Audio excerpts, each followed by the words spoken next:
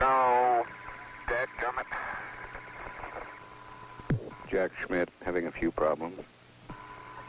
Comical as these recordings of astronauts falling on the moon may seem, they were actually carried out under mission orders and were of valuable importance to NASA's research endeavors. During Apollo 15, astronauts were conducting experiments on metabolic rates across various types of lunar terrain, and during Apollo 16, the falls took place while testing differences in locomotion on the Moon and Earth.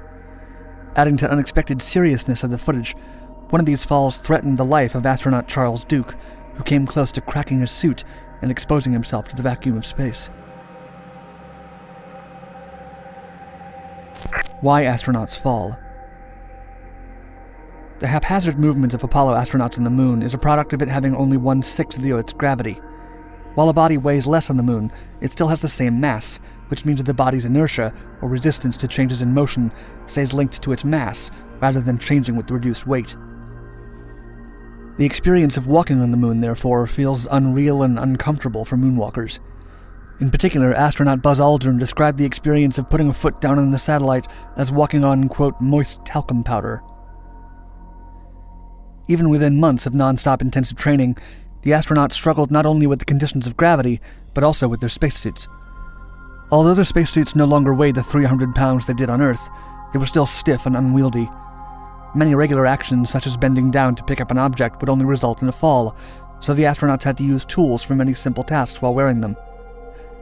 Additionally, in order to crouch, they would need to hop first and then use the landing to compress their suits. NASA investigations. Starting with the first moon landing in July of 1969, NASA became deeply interested in the mobility of men on the Moon, and for the first time, real data on the matter could be collected.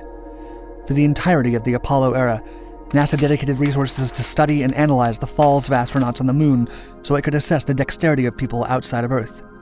Scientists worried about the flexibility of suits, whether astronauts could handle key equipment while wearing spacesuits, and which techniques would be best to prepare for before going to the Moon.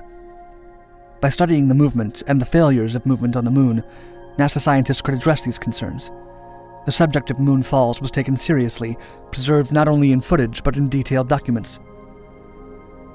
One of the reports in the matter about Commander David Scott from the Apollo 15 mission reads as follows, quote, "He begins moving toward a new area as he gives the camera reading and summarizes the description of the area. He steps around a group of rock fragments, and then his right foot steps into a small depression and he begins to lose his balance. As he steps with his left foot, it slides off a small rock and continues sliding on the loose surface soil. While trying to drive his feet back under his center of gravity, Scott increases his forward velocity. He then falls forward with both hands extended to break the fall.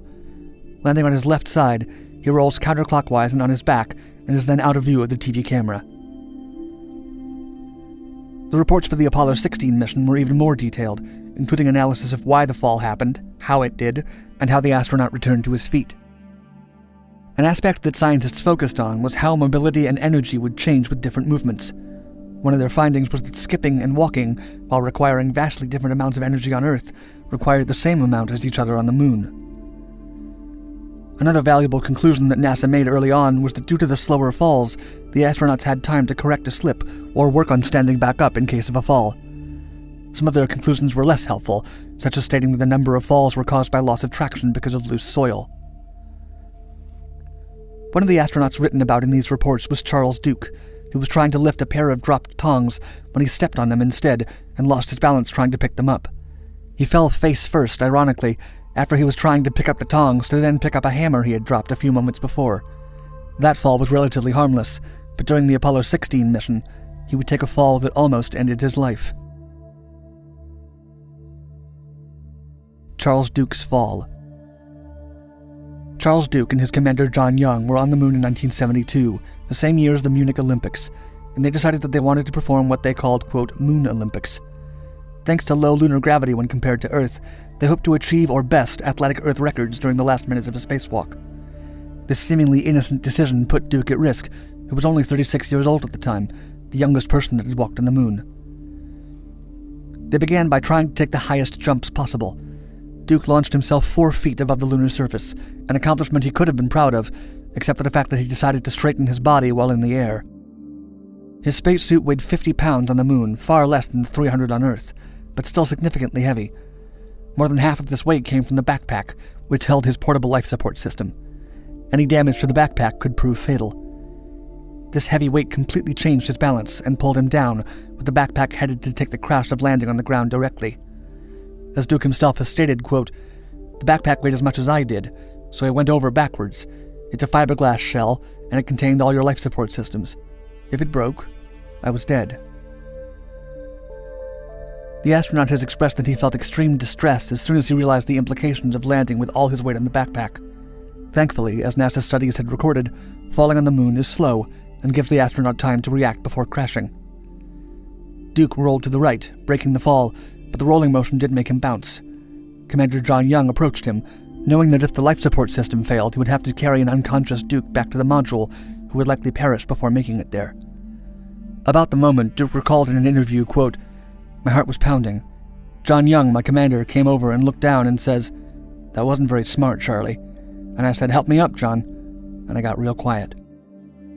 After standing up with assistance, he made sure that everything was in order and still working. He had endured the fall without damaging his spacesuit. As entertaining or amusing as footage of falling astronauts may appear, moonfalling does carry real risk. Charlie, that ain't any fun, is it? That ain't very smart. Well,